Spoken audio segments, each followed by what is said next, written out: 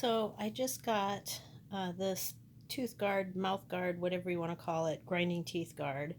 And I got this one because it had really good reviews and it was also a 4-pack and the price was really reasonable. So I thought, oh, I'll give it a shot.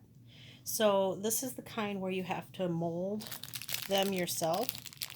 And this is what they come like in the package. So it's a piece of plastic that is kind of boxy looking and it has ridges on both sides, and then it has kind of a divot in the middle front. And the directions say that you should cut it to size and then you dip it in nearly boiling water, 190 degrees Fahrenheit, for 30 seconds, and then you take it out, let it cool slightly, and then you put it in your mouth and kind of chomp down on it and mold it that way. Use your fingers and your tongue to mold it into place. And then once you have it good, then you dump it into cold water and it sets it. So the first one I did is this one. And there's a big ridge that goes back to the roof of my mouth, which I hate. I really hate it.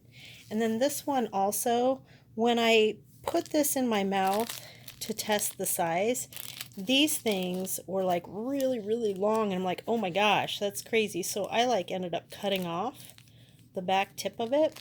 Well, when it gets in the water, it actually shrinks. So my teeth actually extend out a little farther. So I shouldn't have probably done that. And I wore this last night and it was okay, but it just was not comfortable having this much material in my mouth, to be honest. So I thought, well, I'll try it again. And instead of cutting off the back, because I know now that it shrinks, I cut off this part, this lip. So I cut it down to barely anything, and then I kind of rounded the edges a little bit.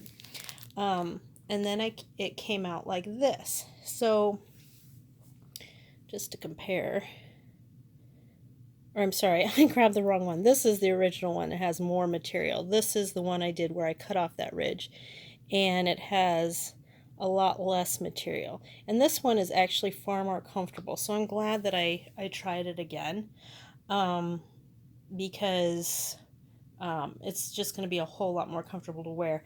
I could have probably even taken more than I did. I just didn't want to be left with nothing. So maybe I'll try it a third time, but I think this will be good. Something to note, that when I cut it, I tried using a regular scissors, and you can kind of cut with a regular scissors, but I had much better luck with a meat scissors, something that's more heavy duty. That's not to say you can't use a scissors, just if you have a meat scissors handy, I would use that instead.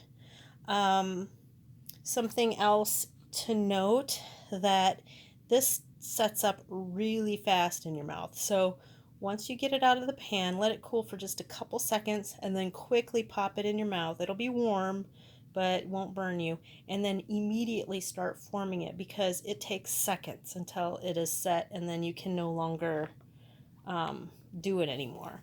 And once it's set, it's done. So, but I'd say it's pretty easy. If you don't have a thermometer to check the temperature of your water, because you have to have it at 190 degrees, a good way to do it is to get the water to boil, which is 212 degrees, and then let it set until it stops boiling, and that will be right about the 190 degree mark. So that's all, but hope this helped.